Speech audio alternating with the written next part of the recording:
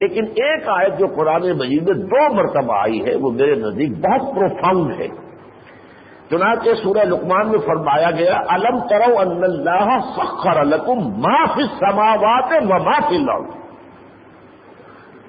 کیا تم دیکھتے نہیں ہو کہ اللہ نے تمہارے لیے مسخر کر دیا وہ سب کچھ جو آسمانوں میں ہے اور وہ سب کچھ جو زمین میں ہے، کل کائنات مسخر کی گئی ہے، صرف زمین نہیں، صرف زمین کا دریا نہیں، صرف نظام شمسی کے یہ سورج اور قمر نہیں۔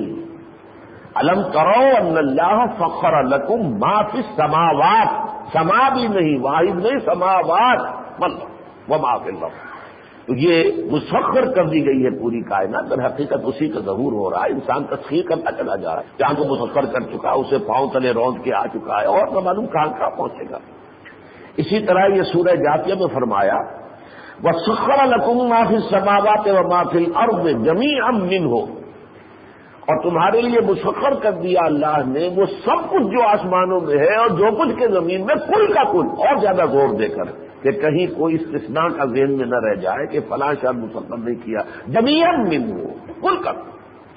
تو پہلی بات تو ظاہر بات ہے جس سے خلافت ہے تو کائنات جو ہے اس کے سامنے نمونہ ہو تو خلافت کیا ہوگی۔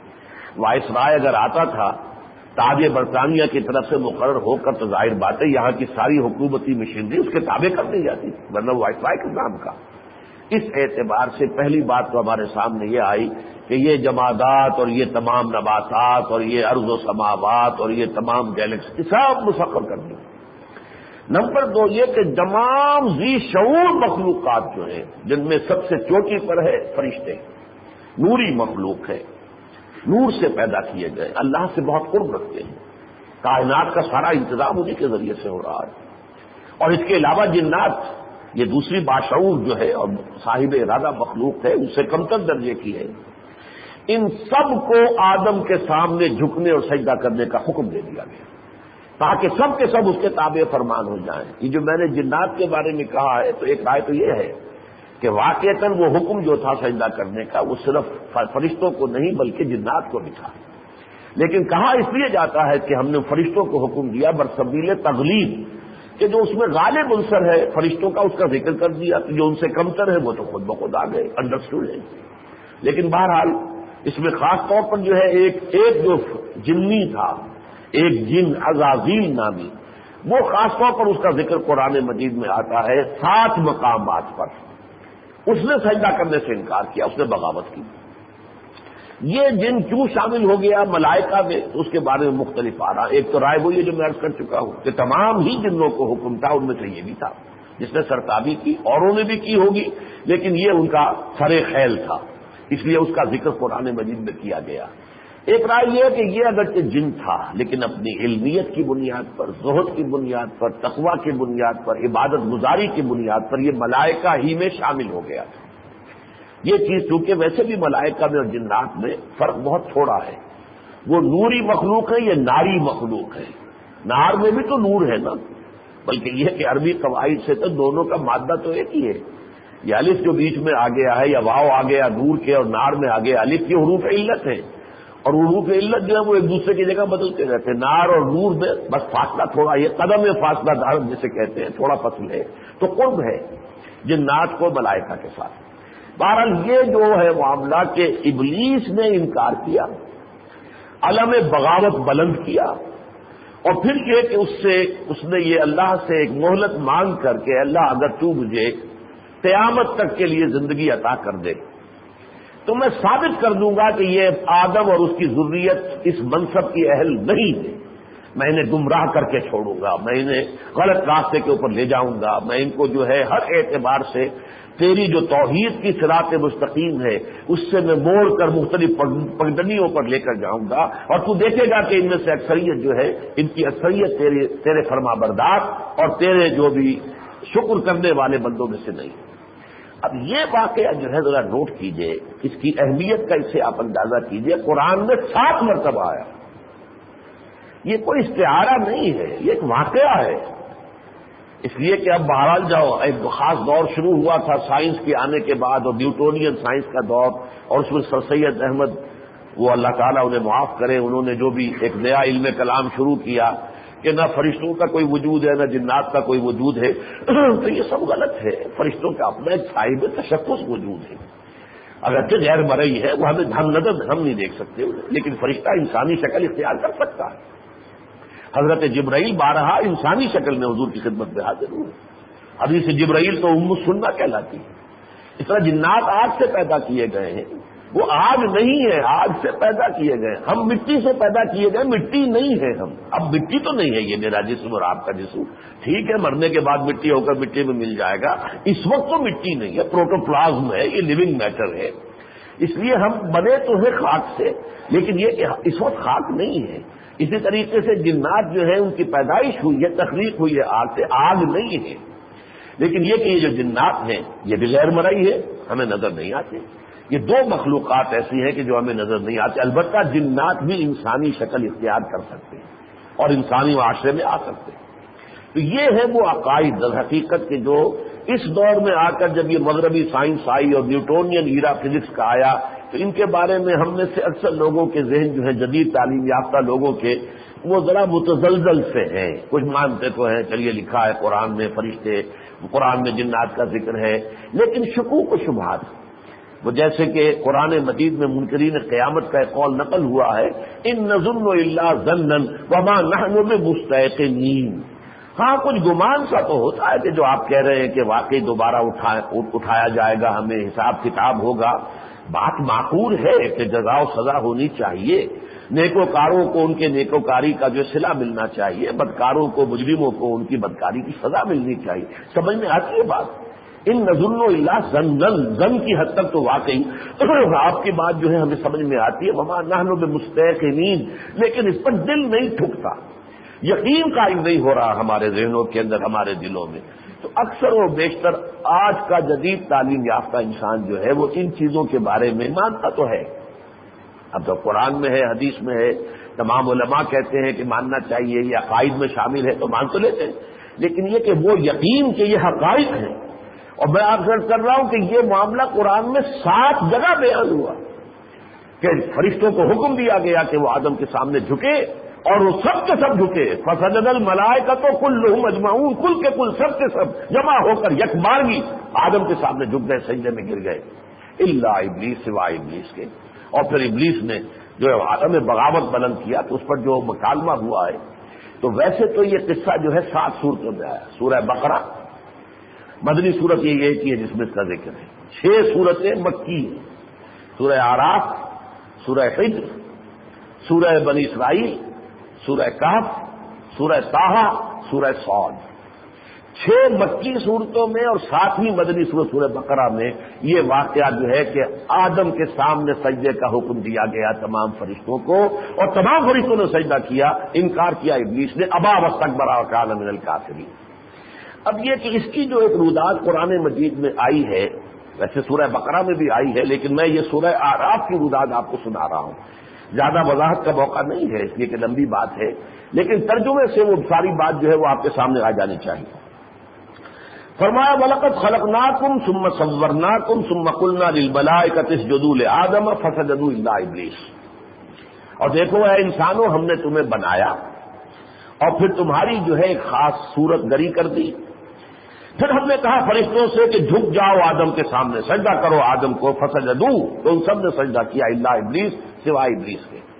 اس کے ضمن میں وضاحت ہے، سورہ کہف میں جب یہ مضمون آیا کان من الجن ففسق عن امر ربہ، وہ جنات میں سے تھا، اس لیے اس نے اپنے رب کی نافرمانی کی، اس لیے کہ فرشتہ کوئی اللہ کے حکم سے سرتابی نہیں کرتا، وہ تو یفعلون ما یؤمرون، لا یعصون اللہ ما امرہم ویفعلون ما یؤمرون، وہ اللہ کی نافرمانی نہیں کرتے، ہر کام جو اللہ حکم دیتا ہے بجا لاتے ہیں، اور وہ در حقیقت جو بھی حکم ہوتا ہے وہی کرتے ہیں۔ لیکن یہ چونکہ جن تھا، صرف اپنے علم کی وجہ سے، زہد اور عبادت کی وجہ سے فرشتوں میں شامل ہو گیا تھا، تو اس کے اندر وہ شیطنت پیدا ہو گئی، لم یکن من الساجدین، وہ سجدہ کرنے والوں میں سے نہ ہوا۔ قال ما منعک الا تسجد اذ امرتک، اللہ نے پوچھا کیا کس شے نے تجھے روکا ہے اے ابلیس کہ تو نے سجدہ نہیں کیا جبکہ میں نے تجھے حکم دیا؟ قال انا خیر منہ، اس نے کہا میں اس سے بہتر ہوں، خلقتنی من نار وخلقتہ من طین، تو نے مجھے آگ سے بنایا، اسے مٹی سے بنایا۔ اب سمجھ لیجئے کہ یہ ہے اصل میں اپنی برتری کا احساس، تکبر، غرور، گمنڈ، سرکشی کہ میں بہتر ہوں. یہ ہے جو اصل سبب ہے ابلیسیت کا. پہلے یہ بھی نوٹ کر لیجئے ابلیس کے معنی کیا ہے. اس کا نام ہے عزازیل. آج میں علامہ اقبال کے وہ اشعار میں سناؤں گا. کہتا تھا عزازیل خداوند جہاں سے، وہ بہت اہم بڑے پیارے اشعار ہیں. اس کا اصل نام عزازیل تھا، لیکن ابلیس کیوں بنا ہے؟ ابلسا یبلس عربی میں کہتے ہیں انتہائی مایوس ہو جانے. اس لیے کہ جب اس نے اللہ کے صریح حکم کی طرح سرتابی کی تو اللہ کی رحمت سے دور ہو گیا، لعنت اس پر ہو گئی، ملعون ہو گیا، راندہ درگاہ حق ہو گیا، اور اب اسے اپنے لیے تو کوئی امید نہیں رہی کہ میرے لیے کوئی خیر ہو سکتا ہے، میرے لیے بھلائی ہو سکتی ہے. تو ابلیس اصل میں کہتے ہیں، مبلس کہتے ہیں اس کو کہ جو بالکل مایوس ہو چکا ہو. تو ابلیس جو ہے اس فعل کے وزن پر مبالغے کا سکا، انتہائی مایوس شخصیت. تو یہ چونکہ ہو گیا، اب اس نے جو کمر کسی وہ اس پر کہ ہم تو ڈوبے ہیں سرم، تم کیوں بولے ڈوبیں گے، کہ ہمارا تو جو بیڑا غرق ہو گیا میرا تو، لیکن میں آدم کو اور اس کی نسل کو بھی جو ہے گمراہ کر کے چھوڑوں گا. یہ اصل میں وہ ہے اس کے حسد کی آگ جو اس میں آگ کا بھی ہے بنا ہوا، پھر وہ حسد کی آگ اس میں جل رہی ہے. نارون علی نار، قرآن مجید میں سورہ نور میں آیا نورن علی نور. میں کہہ رہا ہوں نارون علی نار، ایک تو ناری الاصل ہے اور ایک حسد کی آگ اس کے دل میں جل رہی ہے. اور تکبر، ابا واستکبر وکان من الکافرین، اس نے انکار کیا سجدے سے. یہ سورہ بقرہ میں آیا ہے 4 رکوع میں.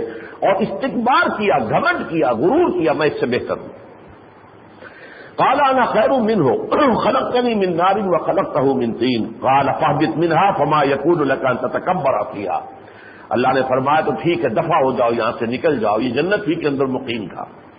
اب تمہارا کوئی حق نہیں ہے کہ تم تکبر کرو، اس جنت کے اندر رہو، تکبر کرتے رہو. فخرج انک من الصاغرین، نکل جاؤ، اب تم چھوٹوں میں سے، ذلیل اور رسوا لوگوں میں سے ہوگے. قال انظرنی الی یوم یبعثون، اس نے ایک عرضداشت پیش کی، پروردگار مجھے اس دن تک کے لیے مہلت عطا کر دے، میری زندگی اتنی دراز کر دے جس دن کے یہ دوبارہ اٹھائے جائیں گے. یعنی تمام انسان جب دوبارہ اٹھیں گے، بعد سے بعد الموت کا مرحلہ آئے گا، اس دن تک کے لیے میری زندگی دراز کر دیں. یہ نوٹ کر لیجئے، فریق ان کی جنات کی زندگیاں ہماری زندگیوں سے زیادہ طویل ہیں. 1000 برس کی بھی ہو سکتی ہے، 2000 برس کی بھی ہو سکتی ہے، لیکن یہ کہ ابدی زندگی نہیں ہے کسی کے لیے ان میں سے. یہ زندگی خاص طور پر صرف اس عزازیل نامی جن کی ہے جس نے کہ اللہ سے خصوصی مہلت مانگی کہ میں اس آدم اور اس کی نسل کو تباہ اور برباد کر کے اور تجھے دکھا دوں گا، ثابت کر دوں گا تیرے سامنے کہ یہ اس منصب کے اہل نہیں ہے جو منصب تو نے انہیں عطا فرمایا، لہذا اس کے لیے مجھے مہلت درکار ہے.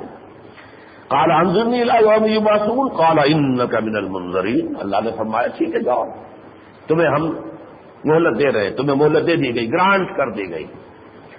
قال فبما اغویتنی، اب اس نے کہا، اس کی خباثت جو ہے ابلیسیت جو اس کی زبان پر آئی، اللہ کی طرف سے تو عہد دے لیا اس نے. بما اغویتنی، پروردگار تو نے جو مجھے گمراہ کیا، اس آدم کو یہ شرف عطا کرنے کی وجہ سے ہی میں گمراہ ہوا نا. تو نے اسے یہ شرف عطا کیا، یہ مقام عطا کیا، مسجود ملائک بنایا، اس کی وجہ سے میں راندہ درگاہ ہوا ہوں نا. تو تیرا ہی فعل ہے جو میری گمراہی کا سبب بنا ہے، تو نے اسے یہ مقام دیا، تو گویا کہ تو نے مجھے گمراہ کیا. فبما اغویتنی لاقعدن لهم صراطک المستقیم، تو اب میں ڈیرا لگا کر بیٹھوں گا جو تیری شاہراہ ہے توحید کی، اس پر بیٹھ کر ان کے اوپر حملے کروں گا اور ان کے اوپر جو ہے میں تاک لگا کر جو ہے ان پر وار کروں گا. ثم لآتینہم من بین ایدیہم، پھر میں ان پر حملہ آور ہوں گا ان کے سامنے سے بھی، ومن خلفہم، اور ان کے پیچھے سے بھی، وعن ایمانہم، ان کے داہنی جانب سے بھی، وعن شمائلہم، اور ان کے بائیں جانب سے بھی، ولا تجد اکثرہم شاکرین، اور تو نہیں پائے گا ان میں سے اکثر کو شکر گزار اور شکر کرنے والے. قال اخرج منها مذموما مدحورا، اللہ نے فرمایا اچھا دفع ہو جاؤ، نکل جاؤ یہاں سے مذمت زدہ ہو کر اور دھکے دیے جا کر. لمن تبعک منہم، تو اب جو بھی ان میں سے، ان بنی آدم میں سے جو بھی تیری پیروی کرے گا، لأملأن جہنم منکم اجمعین، تو میں لازماً جہنم کو بھر دوں گا تم سب سے.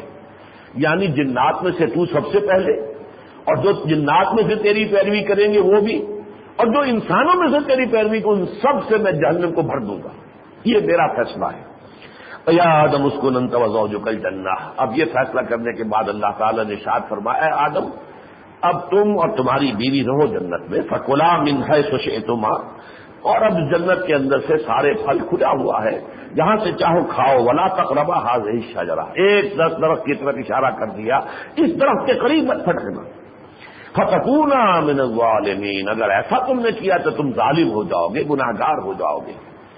فوسوس لهم الشیطان، تو وسوسہ اندازی کی شیطان نے ان کے ذہنوں میں، ان کے دلوں میں۔ یہ وسوسہ جو ہے اس کی استعداد اللہ نے شیطان اور جنات، جو اس کے شیاطین جو ہے اس کی نسل میں سے یا اس کے جو پیروکار ہیں، وہ جو فوجیں اس کی ہیں شیاطین جن کی، ان کو یہ صلاحیت دے رکھی ہے انسان کے اندر وسوسہ اندازی کرے، الذی یوسوس فی صدور الناس۔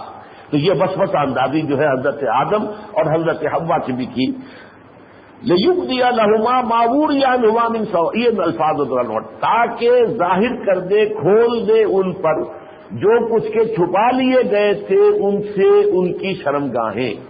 یعنی آدم اور حوا جو تھے جنت کے اندر، تو اللہ تعالیٰ نے انہیں جنت کا کوئی حلہ، کوئی لباس جسے ہم نہیں جان سکتے وہ کیا تھا، وہ عطا کر رکھا تھا، وہ ان کا سطر تھا، وہ ان کا ساتر تھا لباس۔ لیکن اس درخت کا پھل کھانے کا فوری نتیجہ یہ نکلا کہ وہ ننگے ہو گئے اور ان پر اپنی شرمگاہیں جو ہیں وہ نمایاں ہو گئیں۔ وَقَالَ مَا نَهَاكُمَا رَبُّكُمْ عَنْ هَٰذِهِ الشَّجَرَةِ، اور ایک جگہ یہ بھی آتا ہے کہ جب انہیں یہ احساس ہوا تو انہوں نے فوراً جنت جو ہے اس کے جو درختوں کے پتے ہیں انہیں گانٹھ کر اپنے لیے لباس بنانا شروع کیا تاکہ اپنے سطر کو ڈھانپ سکیں، اپنے سامنے اور پیچھے کی طرف وہ پتے جو ہے ان کو گانٹھ کر وہ لٹکا لیں۔ وَقَالَ مَا نَهَاكُمَا رَبُّكُمَا عَنْ هَٰذِهِ الشَّجَرَةِ، اور شیطان نے اصل میں وسوسہ یہ ڈالا ان کے دلوں میں کہ تمہارے رب نے جو اس درخت سے تمہیں منع کیا ہے تو صرف اس لیے الا ان تکونا ملکین، کہ مبادا تم فرشتے نہ بن جاؤ، اور تکونا من الخالدین، یا تم ہمیشہ ہمیشہ رہنے والے نہ ہو جاؤ، اس لیے منع کیا ہے، تو کھا لو تاکہ تم بھی فرشتے، حالانکہ فرشتے تو ان کے سامنے سجدہ کر چکے تھے۔ اب یہ انسان کی فرشتے بھول، نسیان اور شیطان کے اغوا سے اثر لے لینا، یہ آدم کے اندر ہے۔ آدم جو ہے اس کو شیطان بہکا سکتا ہے، اگرچہ اختیار نہیں ہے اسے، لیکن وسوسہ اندازی کر کے طرح طرح کے خیالات پیدا کر کے غلط راستے پر ڈال سکتا ہے۔ وَقَاسَمَهُمَا إِنِّي لَكُمَا لَمِنَ النَّاصِحِينَ، اور اس نے قسم کھائی دونوں کو سامنے کہ میں تمہارا خیر خواہ ہوں، جو تم سے کہہ رہا ہوں کہ کھا لو اس درخت کو، میں صحیح تمہاری خیر خواہی میں کہہ رہا ہوں۔ فَدَلَّاهُمَا بِغُرُورٍ، تو پھر یہ کہ وہ اس نے دھوکے سے انہیں پھسلا لیا۔ فَلَمَّا ذَاقَا الشَّجَرَةَ بَدَتْ لَهُمَا سَوْآتُهُمَا وَطَفِقَا يَخْصِفَانِ عَلَيْهِمَا مِنْ وَرَقِ الْجَنَّةِ، وہ الفاظ آ گئے تو جب ان دونوں نے اس درخت کے پھل کا مزہ چکھ لیا تو ان کی شرمگاہیں ان کے سامنے نمایاں ہو گئی، کھل گئی، اور اب وہ لگے درخت کے جو جنت کے درختوں کے پتوں کو گانٹھ کر اس سے اپنا لباس اور سطر جو ہے ڈھانپنے کے لیے۔ اس کے بعد اب میں ذرا چند آیتیں چھوڑ کر آگے جا رہا ہوں، یہ سارا قصہ بیان کر کے اب بنو آدم سے خطاب ہے۔ یا بنی آدم قد انزلنا علیکم لباسا یواری سوآتکم وریشا، اے بنو آدم دیکھو ہم نے تمہارے لیے لباس اتارا ہے، یہ ریشے اتارے، فائبرز اتارے ہیں جن سے کہ تم لباس بناتے ہو۔ کاٹن بھی اللہ نے بنایا، سلک کا جو ہے وہ جو کیڑا ہے وہ بھی اللہ کا پیدا کرتا ہے جسے سلک جو ہے بنتی ہے، جو بھی کچھ فائبر تمہارے استعمال ہوتے ہیں کہ جن سے تم لباس اور کپڑا بنتے ہو، اور اس کا اپنا لباس اللہ نے عطا کیا ہے۔ یا بنی آدم قد انزلنا علیکم لباسا، ہم نے یہ لباس اس لیے اتارا ہے یواری سوآتکم وریشا، کہ تمہاری شرمگاہوں کو ڈھانپے۔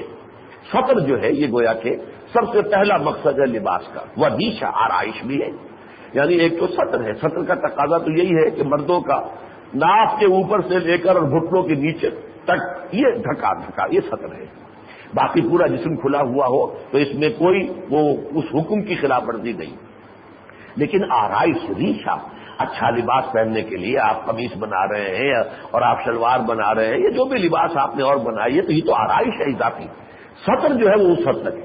عورت کا سطر جو ہے پورا جسم ہے، ٹخنے سے لے کر اور باقی پورا جسم سوائے چہرے کی ٹکیا اور ہاتھ، ٹخنے سے نیچے پاؤں اور یہ کلائی سے نیچے ہاتھ، اور یہ چہرے کی ٹکیا، سر نہیں، سر کے بال نہیں، سب سطر ہیں، لیکن یہ تین چیزیں ہیں جو سطر سے فارغ ہے، باقی پورا جسم سطر ہے۔ مستور رہنا چاہیے، چھپا رہنا چاہیے، ڈھکا رہنا چاہیے، اسی لیے عورت کو کہتے ہیں مستورات ہیں، عورتوں مستورات، چھپی ہوئی چیزیں، سطر کہتے ہیں چھپنے کو، پردے کو، تو مستورات جو ہے چھپی ہوئی چیزیں، چھپی ہوئی مخلوق اللہ کی۔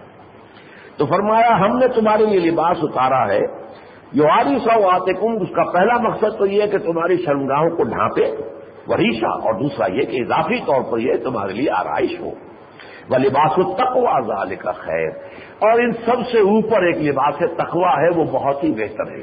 یہ انسان کی شخصیت ہے جس میں شرم ہے، حیا ہے۔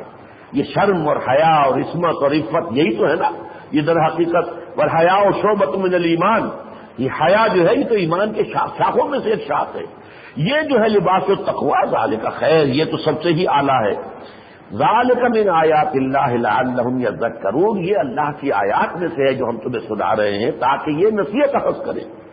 یا بنی آدم لا یفتننکم الشیطان، اے بنی آدم دیکھنا تمہیں یہ شیطان فتنے میں نہ ڈالنے پائے، تمہیں گمراہ نہ کرنے پائے۔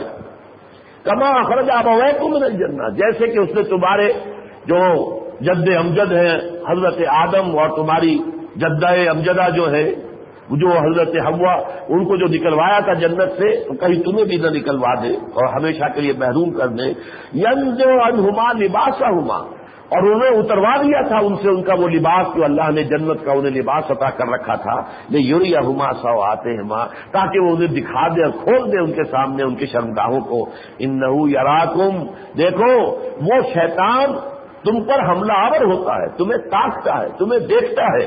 ہوا و قبیلہ، نہ صرف وہ خود عزازیل نامی جن جسے اللہ نے دے رکھی ہے مہلت قیامت تک کے لیے اور وہ بعد الموت تک کے لیے زندگی اس کی طویل کر دی ہے، نہ صرف یہ کہ وہ تم پر حملہ آور ہو سکتا ہے، وہ قبیلہ، بلکہ اس کی قبیلہ، اس کی فوج، شیاطین جن، اس کے جو ہم خیال ہیں، جنات میں نیک بھی ہیں لیکن کم نیک ہیں، زیادہ جو ہے ان میں شیطنت ہے، زیادہ میں سرکشی ہے، لہذا وہ سب کے سب کیا ہے در حقیقت وہ اس عزازیل نامی جن جو ہے ابلیس اور شیطان جس کا اب نام صفاتی ہے، اصل ذاتی نام عزازیل ہے، ابلیس بھی صفاتی نام ہے، شیطان بھی صفاتی نام ہے، اصل نام عزازیل ہے۔ تو یہ اس کی جو ضروریت ہے، اس کی جو فوجیں ہیں، یہ تم پر وہاں سے حملہ آور ہوتے ہیں، تمہیں تاکتے ہیں جہاں سے تم انہیں نہیں دیکھتے، یہ غیر مرئی ہے۔ اب ایک تو یہ ہے کہ کوئی انسان آپ پر حملہ کرے، آپ کو نظر آ رہا ہے، اور کچھ نہیں تو فرض کیجئے لاٹھی آپ کے سر پر آ رہی ہے تو ہاتھ ہی آپ اٹھا دیں گے کہ ہاتھ کے جو اوپر جو ہے اس کو روکیے، ہاتھ کی ہڈی ٹوٹ جائے، سر تو نہ پھٹے۔ لیکن یہ کہ جو نظر ہی نہیں آ رہا، جو دشمن ایسا ہے کہ جو ہمارے لیے غیر مرئی ہے، انہ یراکم ہوا و قبیلہ من حیث لا ترونہ، وہ تو تمہیں وہاں سے دیکھتے ہیں، ادھر سے تاکتے ہیں اس مقام سے جہاں سے کہ تم انہیں نہیں دیکھتے۔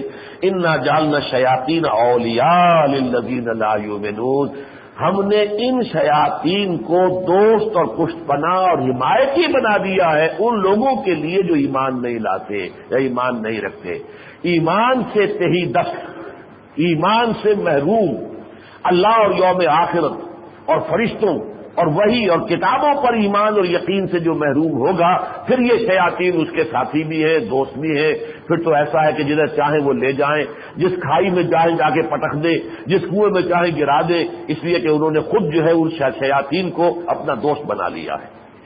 یہ میں نے صرف ایک مقام سے آپ کے سامنے یہ آیات رکھی ہیں، یہ سورہ آراف جیسا کہ میں نے عرض کیا اس کا دوسرا رکوع ہے، طویل ہے، لیکن یہ مضمون جو ہے 4 جگہوں پر آیا ہے قرآن میں، یعنی ان 7 میں سے باقی 3 جگہوں پر شیطان کا چیلنج نہیں آیا، لیکن جیسا کہ چیلنج ابھی بیان کیا کہ میں ان پر حملہ آور ہوں گا، توحید کی صراط مستقیم پر میں تاک لگا کر بیٹھوں گا، ان پر سامنے سے بھی حملہ کروں گا، پیچھے سے بھی، دائیں سے بھی، بائیں سے بھی، اور انہیں گمراہ کر کے رہوں گا۔ لیکن یہی جو بات ہم دیکھتے ہیں کہ سورہ بنی اسرائیل میں آئی ہے، ذرا تھوڑی سی اور وضاحت کے ساتھ، میں اس کا ابتدائی اور آخری حصہ نہیں پڑھ رہا، بلکہ صرف یہ کہ جب اس سے پوچھا گیا کہ تو نے سجدہ کیوں نہیں کیا، قال رأیتک ھذا الذی کرمت علی، ابلیس نے کہا اللہ سے، اے پروردگار تو نے جس اس مخلوق کو، اس آدم کو مجھ پر تو نے برتری دی ہے، زیادہ عزت دی ہے، اس کو مجھ سے اوپر کر دیا ہے،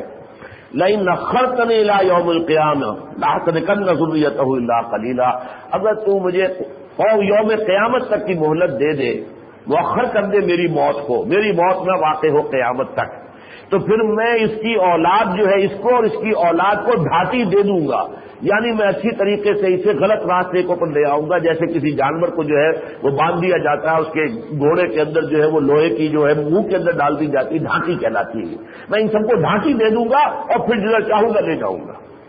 قال فاذهب، فمن تبعک منہم فإن جہنم جزاؤکم جزاء موفورا. اللہ نے فرمایا ٹھیک ہے دفع ہو جاؤ، تو جو کوئی بھی ان میں سے تمہاری پیروی کرے گا تو پھر جہنم ہی تم سب کے لیے وافر بدلہ ہوگا، وہی ہوگا صحیح بدلہ. واستفزز من استطعت منہم بصوتک، ان انسانوں میں سے جس کو بھی تیرے لیے ممکن ہو اپنی چیخ اور پکار اپنی آواز کے ذریعے سے ڈگمگانے کی کوشش کر صراط مستقیم سے. واجلب علیہم بخیلک ورجلک وشارکہم فی الاموال والاولاد وعدہم، اور یہ کہ ان پر چڑھا لا اپنے سوار بھی اپنے پیدل بھی، ہر طرح سے حملہ کر لے، دشمنی پوری کر لے ان کے ساتھ، اور ان میں مشارکت کر لے، ان کی اولاد میں بھی اور ان کے مال میں بھی. جب یہ حرام طریقے سے کمائیں گے تو گویا کہ شیطان جو ہے ان کا کھاتے دار بن گیا، شریک ہو گیا مال کے اندر. اور جب غلط طریقے سے زنا کے ذریعے سے اولاد پیدا ہوگی تو شیطان گویا کہ ان کا شریک ہو گیا اولاد کے اندر. وعیدہم، اور ان کو خوب وعدے جو ہے سب باغ ان کو دکھا وعدے کر. وما یعدہم الشیطان الا غرورا، اور نہیں وعدہ کرتا ان سے شیطان مگر دھوکے کا، جھوٹا وعدہ. ان عبادی لیس لک علیہم سلطان، یہ بات نوٹ کر لے کہ میرے بندوں پر تجھے اختیار کوئی حاصل نہیں ہوگا.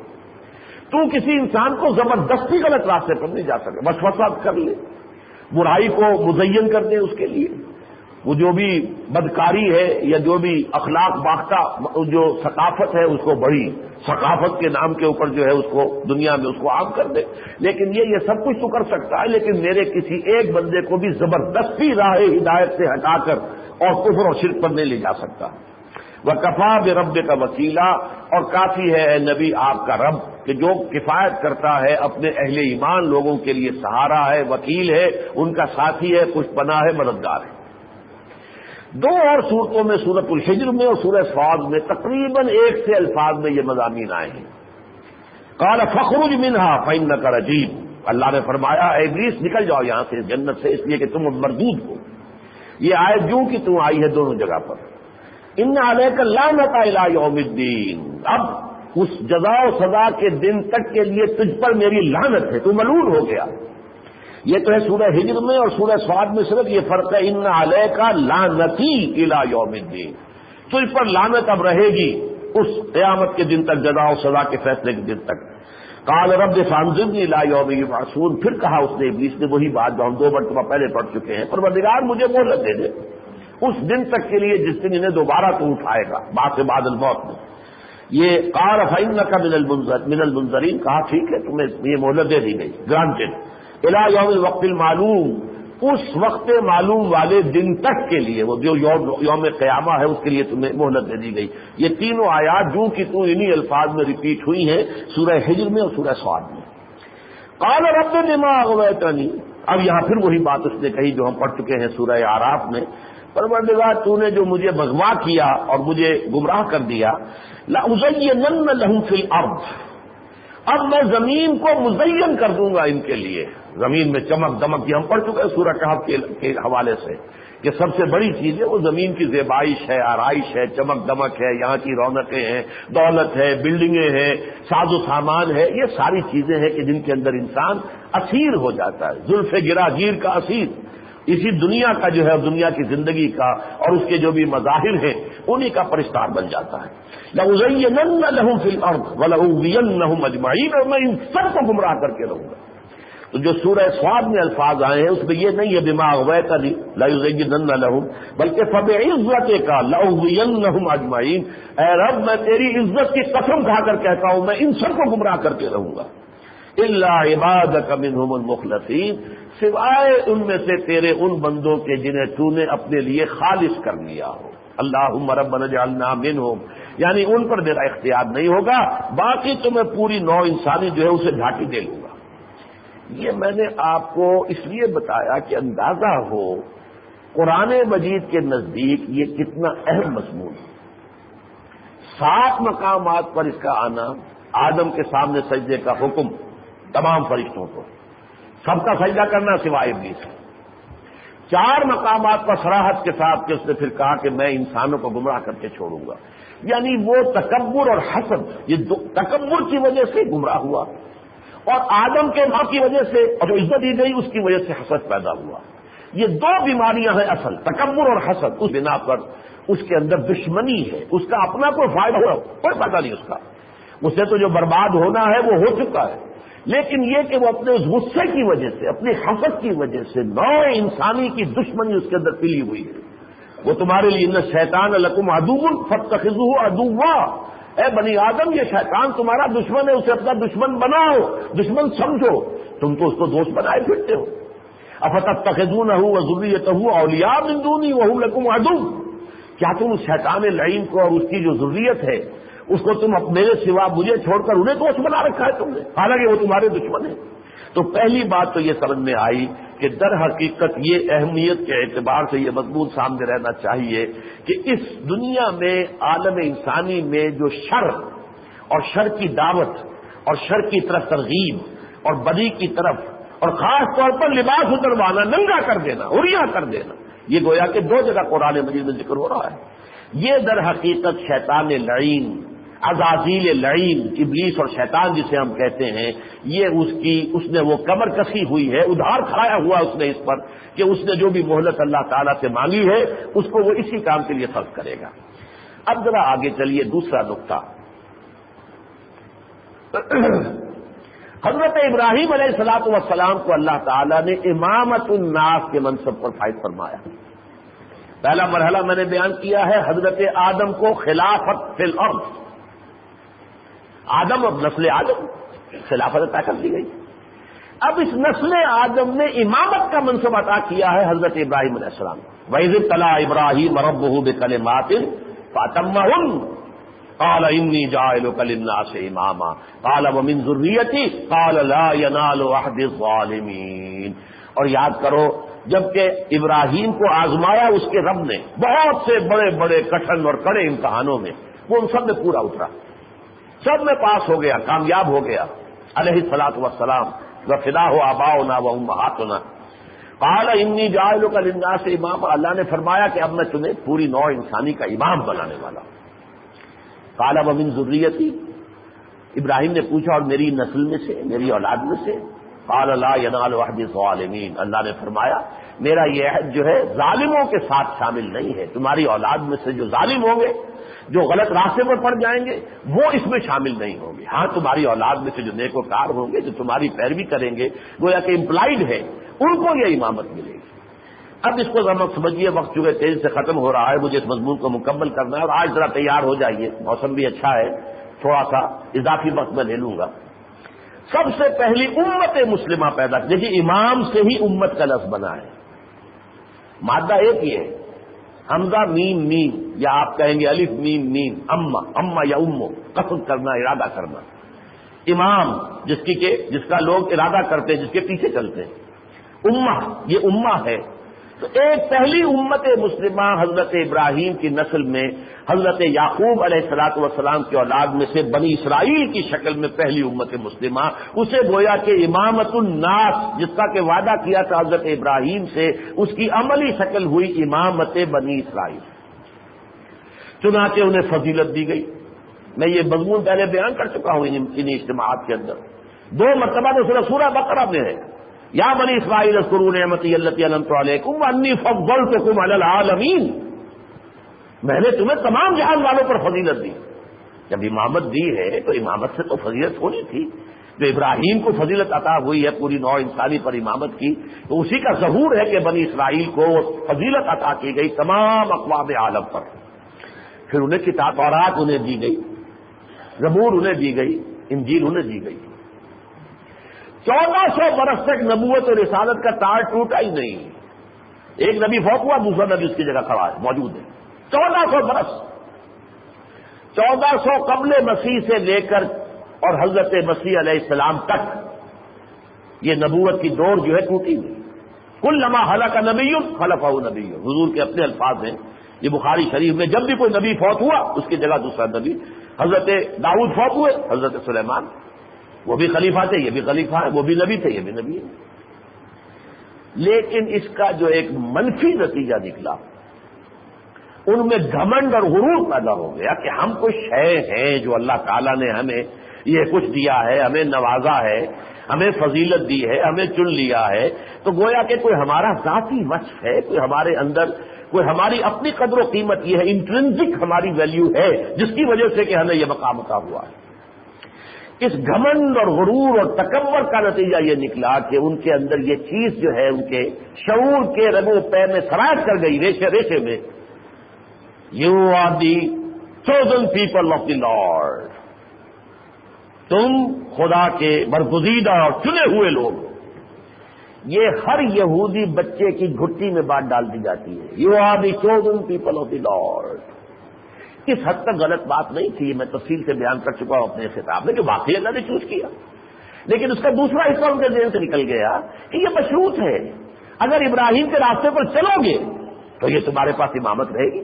اس راستے کو چھوڑ کر دنیا پرستی میں، شہوت پرستی میں، دولت پرستی میں اگر تم نے غلط راستہ اختیار کیا، شریعت کا راستہ چھوڑ دیا، اللہ کے دین کو طرف جو ہے پشت کر دی، اللہ کی کتاب کو جو ہے اپنی پیٹھوں کے پیچھے پھینک دیا، نبذ فریق من الذین اوتوا الکتاب کتاب اللہ وراء ظہورہم، اگر یہ کرو گے تو وہ وعدہ نہیں ہے، پھر تم chosen people of the lord نہیں ہو۔ لیکن یہ بات سامنے نہیں رہی، وہ بات صرف رہی کہ we are the chosen people of the Lord. یہ تو گویا کہ ابتدا ہی سے بنی اسرائیل میں اس خیال اور اس عقیدے کی جو ہے جراثیم جو ہے جڑ پکڑ گئے تھے، لیکن ذرا دیر کے بعد تالمود کا جب زمانہ آیا ہے، تالمود اصل میں یہ کوئی آسمانی کتاب نہیں ہے، یہ علماء یہود کے فتاوا ہیں، انہوں نے عقائد جیسے ہمارے ہاں تو آپ کو معلوم ہے کہ سیرت کی کتاب علیحدہ ہوئی، عقائد کی کتابیں علیحدہ ہو گئی، حدیث کی کتابیں علیحدہ ہو گئی، فقہ کی کتابیں علیحدہ ہو گئی، ان کے ہاں ان سب کا مجموعہ تالمود ہے۔ تالمود میں آ کر یہ بات یہاں تک پہنچ گئی کہ انسان تو صرف ہم ہیں، باقی جو نوع انسانی نظر آتی ہے یہ انسان نما حیوان ہے، نظر آتے ہیں انسان دو ٹانگوں پر چلنے والے، لیکن ہے حیوان، یہ انسان نہیں ہے۔ اس کے لیے نام انہوں نے ایجاد کر دیے، گوئمز، جنٹائلز، یہ ایک کمتر مخلوق ہے، یہ انسان نہیں ہے حقیقت میں، پورا انسان صرف ہم ہیں یہودی، we are the chosen people of the Lord. یہاں تک تو بات پھر بھی غنیمت تھی، لیکن آگے بڑھ کر یہ کہ ہم ہی انسان ہیں، باقی جو انسان ہے وہ اصل میں انسان ہے ہی نہیں، انسان نما حیوان ہے۔ اس کے نتیجے میں ان کا جو اخلاقی اور دینی زوال ہوا ہے، اس کی انتہا اور ان کی ذہنیت کا فساد جو ہے وہ سامنے آیا ہے حضرت مسیح علیہ السلام کی بعثت پر۔ آپ سوچئے کسی قوم کا ذہن کتنا بدل گیا ہے، ضمیر کتنا بگڑ گیا ہے، طباع میں کتنا فساد آ چکا ہے، شخصیتیں کتنی پرورٹ ہو چکی ہیں کہ اللہ کے ایک جلیل القدر پیغمبر کو وہ کیا کچھ کہہ رہے ہیں، ولد الزنا بھی کہہ رہے ہیں، جادوگر کہہ رہے ہیں، معجزے اور جادو میں فرق نہیں کر پا رہے، انہیں جادوگر کہہ رہے ہیں، اور یہ کہ انہیں کافر قرار دے رہے ہیں، مرتد قرار دے رہے ہیں، واجب القتل قرار دے رہے ہیں۔ یہ گویا کہ ذہنیت کے اندر فساد، ان کی مزاجوں میں جو خرابی پیدا ہو چکی تھی، اس حد تک اس کی سب سے بڑی علامت یہ ہے۔ نتیجہ کیا ہوا؟ وہ ملعون ہوئے، لعن الذین کفروا من بنی اسرائیل علی لسان داؤد و عیسی ابن مریم۔ اب لعنت ان پر، جیسے ابلیس پر لعنت ہوئی تھی ایسے ہی لعنت ہوئی، اور یہ مغضوب علیہم قرار پائے، اللہ کے غضب کے مستحق ہیں۔ اگرچہ ان کے ساتھ پھر بھی اللہ نے ایک رعایت برتی ہے، انہیں اسی وقت ختم نہیں کیا قوم نوح، قوم ہود، قوم صالح کی طرح، بلکہ مزید ذرا انہیں ایک لیز آف ایگزسٹنس گرانٹ کی ہے، اگرچہ طے ہو گیا کہ یہ ملعون ہے، مغضوب علیہم۔ اب یہ کہ اس کے بعد 600 برس کے بعد حضور کی بعثت ہوئی، اور اب دوسری امت مسلمہ دنیا میں آئی، امت محمد علیہ صاحب صلاۃ والسلام۔ یہ امت جب سامنے آئی ہے اور اس میں ایک موقع انہیں دیا گیا، یہ بھی میرے نزدیک ایک رعایت دوسری ہے جو اللہ نے کی ہے ان کے ساتھ، اور وہ رعایت یہ تھی کہ اگرچہ تم نے اپنے اصل رسول عیسیٰ علیہ الصلوۃ والسلام کا انکار کیا، کفر کیا، انہیں سولی پر چڑھایا، یہ دوسری بات ہے کہ ہم نے انہیں بچایا اور ہم لے گئے زندہ انہیں آسمان پر، تم نے تو چڑھا دیا نا، تم تو اس کے مجرم ہو۔ اس کے باوجود ہم تمہیں ابھی موقع دے رہے ہیں، عسیٰ ربکم ان یرحمکم وان عدتم عدنا۔ اب یہ محمد رسول اللہ کی بعثت ہو گئی ہے، یہ رحمت للعالمین بنا کر بھیجے گئے ہیں، ان کے سائے میں آج بھی آ جاؤ تو پروردگار تم پر رحمت فرمانے کے لیے تیار ہے۔ یہ ایک اور میرے نزدیک بہت بڑی رعایت ہے جو اس قوم کے ساتھ کی گئی، لیکن ان بدبختوں نے اس دوسری رعایت سے بھی فائدہ نہیں اٹھایا۔ بدترین دشمن محمد الرسول اللہ کے اور اہل ایمان کے صلی اللہ علیہ وسلم اور صحابہ کرام کے رضی اللہ تعالیٰ عنہ اجمعین، یہی یہودی بدترین دشمن۔ لہذا گویا کہ اب ان کا مغضوب ہونا، ملعون ہونا، مردود ہونا، رجیم ہونا، اب اس کے اوپر آخری مہر تصدیق ثبت ہو گئی. اب وہ مجموعی طور پر ابلیس بن گئے. انسانوں میں ابلیس کے معنی ہے جس سے کوئی امید نہ رہ جائے. اب یہ جو آخری موقع انہیں ملا تھا محمد رسول اللہ صلی اللہ علیہ وسلم کی بعثت پر کہ ایمان لاتے اور اللہ کی رحمت کے دائرے میں آ جاتے، نہیں. تو اب یہ وہ لوگ ہیں کہ کسی خیر کی کوئی توقع نہیں، کوئی انہیں بھلائی کی امید نہیں. یہ ملعون ہے، مغضوب ہے، یہ مردود ہے، یہ رجیم ہے. لہذا اس کا نتیجہ اب کیا یہ سمجھ لیجئے، اب ان میں ایک بڑا مضبوط گٹھ جوڑ ہے. ابلیس لعین عزازیل اور اس کا شیاطین جن کا لشکر اور یہ یہودی طاقت اور یہودی قوم، یہ انسانوں میں سے ان کا گٹھ جوڑ ہے. یہ مل کر اصل میں ابلیسی قوت بنے. انسانوں میں ایجنسی جو ہے، اس ابلیسیت کی ایجنسی سب سے بڑی آج وہ یہودیوں کے پاس ہے. بالکل وہی غصہ، وہی حسد، وہی تکبر. یہ نبوت تو ہمارے لیے تھی، یہ محمد کہاں سے آ گئے صلی اللہ علیہ وسلم؟ یہ وہ تو ان پڑھ قوم تھی، ان کو کیسے یہ فضیلت دے دی گئی؟ ہم تسلیم کرنے کو تیار نہیں ہیں. حسد کے اندر اصل کی آگ میں جلے ہیں. اور واقعہ یہ ہے کہ انہوں نے ایسا کاری وار کیا امت مسلمہ کی پیٹھ میں. حضرت عثمان رضی اللہ تعالیٰ عنہ کے عہد خلافت میں عبداللہ ابن سبا یہودی یمن سے آیا ہے، اسلام کا لبادہ اوڑھا ہے اور مسلمانوں کو 2 حصوں میں تقسیم کر گیا جو آج تک تقسیم ہے. پہلے ان کا نام تھا شیعان عثمان اور شیعان علی. اب یہ اہل سنت اور شیعہ کے اندر تقسیم ہو گیا ہے اس کا شروع کردہ سارا معاملہ. یہ جو ہے اب تلا ہوا، یہ طبقہ جیسے ابلیس تلا ہوا کہ انسانوں کو برباد کر کے رہوں گا، چھوڑوں گا. مجھ پر جو ان کو عزت دی گئی، مجھ پر جو انہیں ترجیح دی گئی، میرے اوپر جو ان کو مقام دیا گیا، اس کا مجھے بدلہ لینا ہے. ان کو غرق کر کے رہوں گا، جہنم کے اندر اپنے سب کو انسانوں کو اپنے ساتھ لے کر گروں گا. اسی طریقے سے ابلیس کے یہ ایجنٹ جو ہے زمین میں، یہ یہودی قوم جو ہے، یہ در حقیقت اسی پر ادھار کھائے ہوئے. یہی ہے وہ پروگرام جس کے تحت سمجھ لیجیے اچھی طرح اس وقت اصل گٹھ جوڑ کس میں ہے؟ ابلیس لعین عزازیل، اس کے ساتھ شیاطین جن کا لشکر. زمین پر یہودی قوم، خاص طور پر ان میں زائنسٹ جو صہیونیت کی تحریک کو لے کر چل رہے ہیں. لیکن یہ کہ اس اصل گٹھ جوڑ کے معاملہ اب جو ہو گیا ہے، اس میں تفصیل سے لکھ چکا ہوں اپنی کتاب میں، سابق اور موجودہ مسلمان امتوں کا ماضی، حال اور مستقبل. سب سے زیادہ جو اس کا تشویشناک پہلو ہے وہ یہ ہے کہ اب ان یہودیوں کے اعلی کار بن چکا ہے پورا عالم عیسائیت.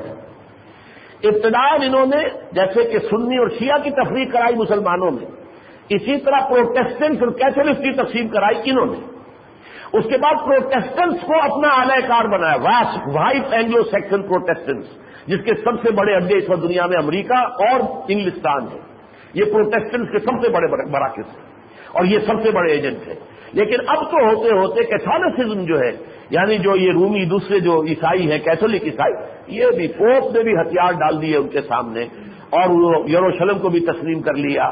اور یہ کہ اب ان کو حضرت مسیح کو سولی چڑھانے کا جو جرم تھا اس سے بھی انہیں بری کر دیا کہ نہیں، ان پر کوئی اس کا الزام نہیں ہے. یہ سب کچھ کر کے تو اس وقت دنیا میں جو شر ہے، شر کو پھر سمجھ لیجئے اچھی طرح. ایک طرف عزازیل جن غیر مرئی اور اس کا غیر مرئی لشکر شیاطین جن کا، دوسری طرف زمین میں انسانوں میں یہودیوں میں زائنسٹ اور ٹاپ آف دی جیوز. اور اب ان کے اعلی کار ہے پورا عالم عیسائیت، خاص طور پر ان میں سے بحث. یہ ہے جس کے لیے اب نوع انسانی کے لیے ان کا 2 گنا پروگرام ہے. United Nations Organisation, New World Order, World Bank, IMF، World trade Organisation, یہ سب جو نظام چل رہا ہے. اور یہ ویمن 2000، یہ کائرو کانفرنس، یہ بیجنگ کانفرنس، بیجنگ +5 کانفرنس، اور ابھی اس کا سلسلہ چلے گا. یہ کوئی آخری کانفرنس تو نہیں ہوگی. اگر اس میں کچھ مسلمانوں نے ذرا کوئی ریزسٹ کیا تو پھر یہ کہ اس ریزسٹنس کو ختم کرنے کے لیے ذرائع سوچیں گے، پریشرائز کریں گے. اور ان کے ہاتھ میں بہت کوئی طاقت ہے، بہت سے ذریعوں سے وہ پریشر ڈال سکتے ہیں، جھکنے پر مجبور کر سکتے ہیں بہت سے مسلمان ملکوں کو. دیکھیں ان کا 2 طرفہ پروگرام ہے. ایک پروگرام تو یہ ہے کہ وہ آخرت کی تباہی جو ہے ہمیشہ کی، جو ہمارے لیے تو ہو ہی گئی ہے، زیادہ سے زیادہ انسانوں کو جہنم میں لے جائے. لہذا ان کو انسانیت کے مقام سے نیچے گرا کر شرم، حیا، ان کے لباس اتروا دو. میں وہ آیات سنا چکا ہوں، اے بنی آدم دیکھنا یہ شیطان تمہارے ساتھ وہی کچھ نہ کرے جو اس نے تمہارے جد امجد اور تمہاری جدہ جو ہیں حضرت آدم حضرت حوا سے کرایا تھا، ان کے لباس اتروا دیے تھے جنت کے، یہ کہیں تمہارے بھی لباس اتروا نہ دے۔ آج یہ سارا نظام جو اخلاق اور شرم اور حیا اور عصمت اور عفت اور خاندانی نظام توڑ پھوڑ کر رکھ دینا، یہ اس ابلیس کا پہلے سب تو یہ کہ منصوبہ اس کا ہے، اور اس کے بعد اس کا جو ذریعہ اور اعلی کار ہے وہ یہودی اور یہودیوں کے ذریعے یہ سارے بین الاقوامی ادارے، اور اس کا مظہر ہے یہ کانفرنسیں جو ہو رہی ہیں پے بپے۔ سن 94 میں کائرو کانفرنس، سن 95 میں بیجنگ کانفرنس، اربوں روپے خرچ ہوتے کانفرنس ہوتے، ایسے تو نہیں ہو جاتے۔ اور یہ کہ اب جو ہوا یونائٹڈ نیشنز آرگنائزیشن کی کانفرنس، اسپیشل اجلاس جنرل اسمبلی کا۔ اور دوسرا طریقہ کیا ہے ان کے پیش نظر، دوسرا کام ان کے پروگرام کا ایک حصہ تو یہ ہے کہ انسان کو اس کے شرف انسانیت، اس کا لباس انسانیت اتروا دو، اس شرم حیا عصمت و عفت اس کو بنا دو قصہ پارینہ گیا، جیسے حیوانات کو کوئی شرم نہیں ہوتی۔ اقبال نے کبھی کہا تھا ظریفانہ کلام میں کہ وہ دن بھی آئے گا کہ غیرت تجھ میں ہوگی نہ ازل اوٹ چاہے گی، ایسا بھی ہو جائے گا۔ سیکشول ایکٹ جو ہے علل اعلان ہوگا، اور یہ ہوتا تھا۔ یہ جو بھی قوم لوط تھی اس کے ہاں یہ تھا وَتَأْتُونَ فِي نَادِيكُمُ الْمُنكَرَ، وہ اپنی مجالس میں علل اعلان فراڈمی کرتے تھے، اور میں تو سمجھتا ہوں کہ میچز ہوتے تھے، اس کے مقابلے ہوتے تھے۔ اس درجے پرورٹڈ قوم تھی جس کو کہ جو ہے پتھراؤ کے ذریعے سے ہلاک کیا اللہ نے۔ بالکل وہی کام آج دنیا میں ہومو سیکشولیٹی، لیسبین، گیز، یہ سیکشول ورکر ہے، یہ بھی آخر کوئی اگر ہے پروسٹیٹیوٹ کیوں برا سمجھتے ہو اسے؟ اور یہ ساری چیزیں جو ہو رہی ہیں اور یہ ساری تباہی کہ انسان کو اس کے شرف انسانیت سے گرا دیا جائے، اور وہ لباس شرافت، لباس تقویٰ، لباس شرم و حیا جو ہے اس کے جسم سے اتروا دیا جائے۔ ایک یہ پروگرام ہے ساری نوع انسانی کو برباد کرنے کا، اور دوسرا پروگرام سود کے ذریعے سے پوری دنیا کو اپنے اکنامک شکنجے میں جکڑ لیا جائے۔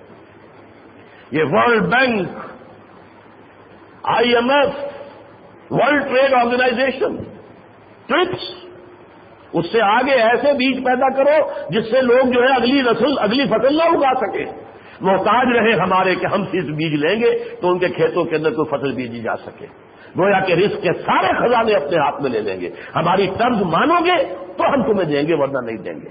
وہی جو دجال کا معاملہ، تو یوں سمجھیے سیاست میں سیکولرزم لا کر، سیاست کو مذہب سے علیحدہ کر کے انسانی حاکمیت کا ڈنکا بجا دیا۔ نمبر 1، معیشت میں سود اور جوئے کو تانے بانے کے طریقے سے سمو کر، یہ سارا اسٹاک ایکسچینج جوا ہے، جوئے ہی کی شکل ہے، اور یہی سب سے بڑا آلہ ہے۔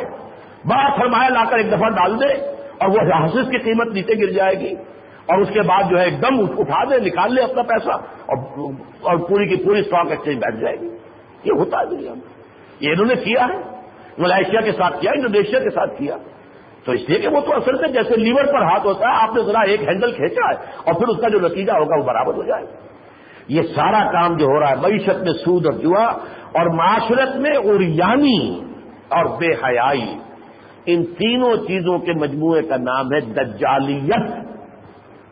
یہ دجالی فتنہ جس پر 2 جمعوں میں پہلے تقریر کر چکا ہوں، اس کو میں نے چاہا آج کہ جو اس کی اصل ہے غیر مرئی، وہ عالم غیر مادی جو عالم ہے اس میں جو اس کی اصل بنیاد ہے، اس سے آپ اس کو سمجھ سکیں کہ یہ کھیل کون کھیل رہا ہے، کون پیچھے ہے، کیا مقصد ہے۔ یہ حسد ہے جس کی آگ میں جل رہے ہیں، وہاں وہ ابلیس لعین، اور یہاں یہودی کہ ہمیں اللہ نے ٹھکرا کر اور محمد اور اس کی امت کو صلی اللہ علیہ وسلم یہ مقام عطا کر دیا، کنتم خیر امت اخرجت للناس تأمرون بالمعروف وتنہون عن المنکر۔ یہ تو ہماری منوپلی تھی، یہ تو ہمارے پروپرائٹری رائٹس تھے، اس پر ہم رہے ہیں 2000 برس تک، یہ ہمارے پاس رہا، سب ہم سے چھین کر کیوں دے دیا گیا؟ یہ آگ ہے حسد کی جس میں کہ وہ پوری نوع انسانی سے انتقام لینا چاہتے ہیں۔ اب یہ سمجھ لیجئے کہ میں ذرا آپ کو ابلیس کی ارزداشت کے الفاظ سنا رہا ہوں۔ علامہ اقبال نے بہت خوبصورت نظم ہے یہ 7 اشعار کی، اور یہاں وہ اصل نام انہوں نے استعمال کیا ہے۔ کہتا تھا عزازیل خداوند جہاں سے، پر کالہ آتش ہوئی آدم کی کفے خاک، کہ یہ ابلیس اللہ سے عرض کر رہا ہے کہ پروردگار اب تو میری کوئی خاص ضرورت دنیا میں نہیں رہی، اب تو آدم ہی سب سے بڑا ابلیس بن گیا ہے، میرے ایسے بڑے بڑے جو ایجنٹ یہاں پر موجود ہیں جو میرے بھی کان کاٹ سکتے ہیں، پر کالہ آتش ہوئی آدم کی کف خاک، یہ جو مٹی سے تو نے بنایا تھا آدم کو، اب تو اس آدم کے اندر ہی وہ ساری شیطنت کی آگ جو ہے بھر دی ہے میں نے، اب میری یہاں تو خاص ضرورت نہیں۔ کہتا تھا عزازیل خدا بندے جہاں سے، پر کالہ آتش ہوئی آدم کی کف خاک، جہاں لاغر و تن فربا وہ ملبوس بدن سے۔ آج کا انسان کیا ہے؟ جان جو ہے اندر روح وہ لاغر ہے، سسک رہی ہے، وہ تو دم توڑ رہی ہے، اس میں جان ہی نہیں، توانائی نہیں، لیکن جسم فربا ہے، موٹا ہے، تر و تازہ ہے، خوب اس کے اوپر جو ہے چربی چڑھی ہوئی ہے، اور لباس بڑا خوبصورت پہنا ہوا، بہت اعلیٰ، وہ تو امریکہ کا بنا ہوا سوٹ ہے، وہ زیب تن ہے۔ دل نزع کی حالت میں خرد پختہ و چالاک، دل جو ہے وہ مر رہا ہے، عالم نزع میں ہے، روح دم توڑ رہی ہے، لیکن عقل جو ہے پختہ و چالاک ہوتی چلی گئی ہے۔ مادی علوم کو اس نے کہاں سے کہاں پہنچا دیا ہے، ٹیکنالوجی کو کہاں سے کہاں پہنچا دیا ہے۔ عروج آدم خاکی سے انجم سہمے جاتے ہیں کہ یہ ٹوٹا ہوا تارا بہے کامل نہ بن جائے۔ اب آیا اس کا درمیانی شعر، ناپاک جسے کہتی تھی مشرق کی شریعت، مغرب کے فقیہوں کا یہ فتویٰ ہے کہ ہے پاک۔ مشرق میں تو سوڈمی بہت بڑا گناہ تھا، بہت بڑا جرم تھا، اللہ نے تو پیدا کیا مرد اور عورت کو جوڑے بنائے ہیں، اس کے لیے راستہ رکھا ہے، لیکن یہ تو بہت بڑی گندگی، بہت بڑی گندگی، بہت بڑی گندگی، تعاونون الخبائث کا لفظ آیا قرآن مجید۔ تو مشرق کا فتویٰ تو یہ تھا، لیکن مغرب کے فقیہوں کا یہ فتویٰ ہے کہ ہے پاک، بے پاک ہے۔ اس میں جیسا کہ آپ نے دیکھا اس بیجنگ کانفرنس کے ایجنڈے میں کہ یہ بھی ایک اورینٹیشن ہے، یہ بھی ایک جنسی رجحان ہے، ایک نارمل سیکشول اورینٹیشن ہے، اس کے بارے میں خامخواہ جو ہے بہت زیادہ سینسٹیو اور حساس ہونے کی کوئی ضرورت نہیں ہے۔ تجھ کو نہیں معلوم کہ حوران بہشتی ویرانی یہ جنت کے تصور سے ہے غمناک۔ اب شاعر ہیں تو ایک شاعرانہ تصور بھی لے آئے کہ اللہ اب تو وہ حوریں جو ہے جنت کی وہ بڑے رنج اور صدمے میں ہیں کہ جنت تو ویران رہے گی، اب جنت میں آنے والا کوئی رہا ہی نہیں، آدم تو سارا کا سارا شیطان کے پلے میں چلا گیا۔ تو گویا کہ ہم تو بیٹھی رہیں گی، ہمارے لیے کوئی ازدواج ہوگا نہیں، کوئی رشتے والا ملے گا ہی نہیں، اس لیے کہ انسان جو ہے وہ جنت میں آئے گا ہی نہیں، اس لیے کہ اب تو وہ سب کے سب شیطان کے چکر میں ہے، شیطان کے چیلے بن چکے ہیں۔ تجھ کو نہیں معلوم کہ حوران بہشتی ویرانی یہ جنت کے تصور سے ہے نابناک۔ اور آخری بات، اور یہ ہے اصل جمہوریت جو میں نے کہا کہ جس سے کہ اصل میں شیطنت کا آغاز ہوا تھا، یہود نے سب سے پہلے سیکولرزم کا ڈول ڈالا ہے اس دنیا کے اندر، ریاست کا مذہب سے کوئی تعلق نہیں، یہ ہوتے قدم بقدم آگے چلے، سیکولرزم اور سود، اور اب آتے آتے جہاں پہ بات پہنچ گئی ہے وہ یہ ہے جو ویمن 2000 ہے یا جو بھی اب بیجنگ +5 کانفرنس کا ایجنڈا ہے۔ جمہور کے ابلیس ہیں ارباب سیاست، یہ میری اب ضرورت ہی نہیں رہی ہے اللہ، اب تو یہ جو ارباب سیاست ہے ان سے بڑا ابلیس کوئی ہے ہی نہیں، جمہور کے ابلیس ہے ارباب سیاست، باقی نہیں اب میری ضرورت ہے افلاک، اب میری تو یہاں کوئی ضرورت ہے ہی نہیں، میرا کام کرنے والے تو یہ سیاستدان موجود ہے، ایک سے ایک بڑھ کر ابلیس، اور یہ جو ہے سارا جو بھی تہذیب جو آدم کی نئی تہذیب آ رہی ہے، اب اس کے بعد میری ضرورت نہیں رہی۔ تاہم یہ جان لیجئے، میں چند منٹ جیسا کہ میں نے عرض کیا تھا آج زیادہ لے رہا ہوں، اور اس میں اس بات کو بھی نوٹ کیجئے اگلے 5 جمعوں میں تو آپ کو وہ بالکل نفع خطبہ ملے گا، کیونکہ میں کل جا رہا ہوں امریکہ کے سفر پر، تو 5 جمعوں میں میری یہاں حاضری نہیں ہوگی۔ علامہ اقبال نے جو نقشہ کھینچا تھا، دیکھیے یہ کہ حق و باطل کی ایک کشاکش اب ایک آخری مرحلے میں آ گئی ہے، سب سے بڑا تصادم ہونے والا ہے تاریخ انسانی کا، دنیا کو ہے پھر مار کا روح و بدن پیش، تہذیب نے پھر اپنے درندوں کو ابھارا، اللہ کو پامردی مومن پہ بھروسہ، ابلیس کو یورپ کی مشینوں کا سہارا۔ یہ مارکا زیادہ دور نہیں ہے، اس لیے کہ اللہ کا فیصلہ ہے، قرآن میں 2 دفعہ آیا ہے، واللہ متم نورہ ولو کرہ الکافرون، اللہ تو اپنے نور کا اتمام فرما کر رہے گا، غالب تو اللہ کو آنا ہے، الحق کو یعلو ولا یعلی علیہ، الحق جو ہے وہی غالب ہوگا، اس کے اوپر جو ہے کسی اور کو غالب آنے کی حیثیت حاصل نہیں ہے۔ یہ حق اور باطل کی جنگ، یہ خیر اور شر کی جنگ بالآخر حق کی فتح پر منتج ہوگی، واللہ متم نورہ ولو کرہ الکافرون، اور سورہ توبہ میں فرمایا وَيَأْبَى اللَّهُ إِلَّا يُتِمَّ نُورَهُ وَلَوْ كَرِهَ الْكَافِرُونَ، اللہ کو بالکل منظور نہیں ہے مگر یہ کہ اپنے نور کا اتمام فرمائے، اور جس کو علامہ اقبال نے کہا یہ چمن معمور ہوگا نغمہ توحید سے، توحید کی شاہراہ کے اوپر جو چھاپے کی مارے ہیں ابلیس نے، اور جس طرح اس نے کہ وہاں ڈیرا لگا کر کمینگاہ بنا کر نوع انسانی کے اوپر حملہ کیا ہے، اب وہ وقت آئے گا کہ یہ ساری چیزیں جو ہے ضلالت، شرک اور کفر کی تمام ظلمتیں جو ہے یہ کافور ہوں گی. آسماں ہوگا سحر کے نور سے آئی نپوش، اور ظلمت رات کی سیما پا ہو جائے گی. یہ چمن معمور ہوگا نغمہ خورشید سے، نغمہ توحید سے. یہ آخری مارکہ قریب ہے، اور یہ باتیں پہلے میں بہت دفعہ بیان کر چکا ہوں. آخری نتیجہ کیا ہوگا؟ وہی آدم کی خلافت، جہاں سے یہ کہانی شروع ہوئی. عالمی نظام خلافت پر منتج ہو کر پھر اس دنیا کی تاریخ ختم ہو جائے گی، پھر قیامت آئے گی. لیکن وہ بالفعل قائم ہوگی کل روئے ارضی پر. لا يبقى على ظهر الارض بیت وبر ولا بدر الا ادخله الله کلمۃ الاسلام. حضرت مقداد بن اسود کی روایت رضی اللہ تعالی عنہ. اس روئے ارضی پر نہ کوئی گھر بچے گا اینٹ گارے کا بنا ہوا، نہ کوئی کمبلوں کے بنا ہوا خیمہ رہے گا. ان کا جو لوگ کے خانہ بدوش ہوتے ہیں جن میں کلمہ اسلام داخل نہ ہو جائے، وہ کر رہے ہیں. یہ حق کا بول بالا ہونا ہے، اس لیے کہ انہم یکیدون کیدن واکید کہے گا. یہ اپنی سی چالیں چل رہا ہے ابلیس اللعین اور اس کے ایجنٹ جو ہے، جو انسانی ابلیس ہے یعنی یہودی زائنسٹ، وہ اپنی چالیں چل رہے ہیں. وہ عقید و کہے گا میں اپنی چال چل رہا ہوں. وہ مکر اللہ واللہ خیر الماکرین. انہوں نے بھی چالیں چلی، اللہ نے بھی چال چلی. اللہ بہترین چال چلنے والا ہے. اب اس کے لیے لا عمل وہی ہے جو کئی مرتبہ میں یہاں بیان کر چکا ہوں. پہلے اپنی ذات میں ہم میں سے ہر شخص خود خلیفۃ اللہ بنے. اپنی ذات میں اپنے وجود پر اللہ کا حکم نافذ کرے. خلیفہ کا کام ہے اصل حاکم کا حکم نافذ کرنا. اپنے وجود پر نافذ کرو، اپنے دائرہ اختیار میں، اپنے گھر میں نافذ کرو. پہلا کام یہ ہے، اور یہی مشکل ہے. منزل یہی کٹھن ہے قوموں کی زندگی میں. یہی وجہ ہے کہ ہم چونکہ اس پہلے بات پر زور دیتے ہیں تو ہماری رفتار بہت سست ہے تنظیم اسلامی کی. اگر صرف جوش میں لا کر اور گولیاں کھانے کے لیے لوگوں کو تیار کرنا ہوتا تو ہو چکا ہوتا، لیکن نہیں. ہم یہ جانتے ہیں جب تک خود ٹھیک نہیں ہوگے، ان اللہ لا یغیر ما بقوم حتی یغیروا ما بانفسہم. خدا نے آج تک اس قوم کی حالت نہیں بدلی، نہ ہو جن کو خیال آپ اپنی حالت کے بدلنے کا. تو پہلی بات یہ ہے کہ افراد اپنی ذات میں اللہ کے خلیفہ بنے.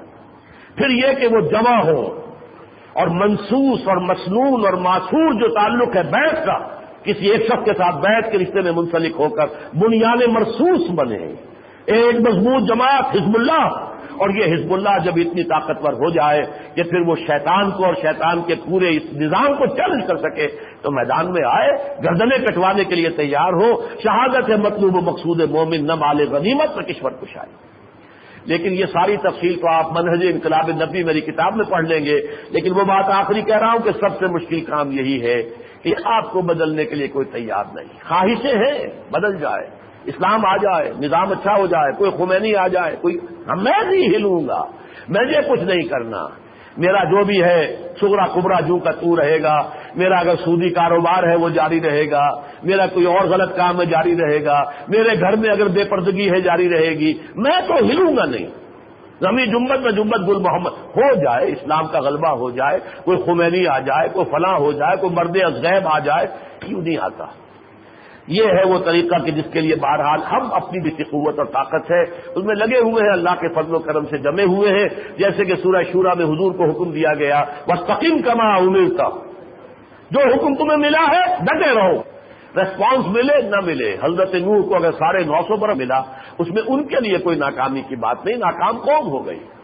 اسی اعتبار سے میں نے پچھلے جمعے میں عرض کیا تھا کہ وہ قوم جسے قرآن کے ذریعے سے تذکیر کی گئی ہو اور پھر بھی وہ اسلام کی طرف رخ نہ کرے، معلوم ہوا کہ انا من المجرمین منتقمون. اللہ بچائے ہمیں اس سے کہ ایسی قوم سے تو اللہ تعالیٰ انتقام لے کر رہتا ہے. اب ذرا چند آج کے اعلانات بھی بڑے اہم ہیں، چند منٹ بیٹھے رہیے، ذرا توجہ سے سن کے پھر اٹھیے گا.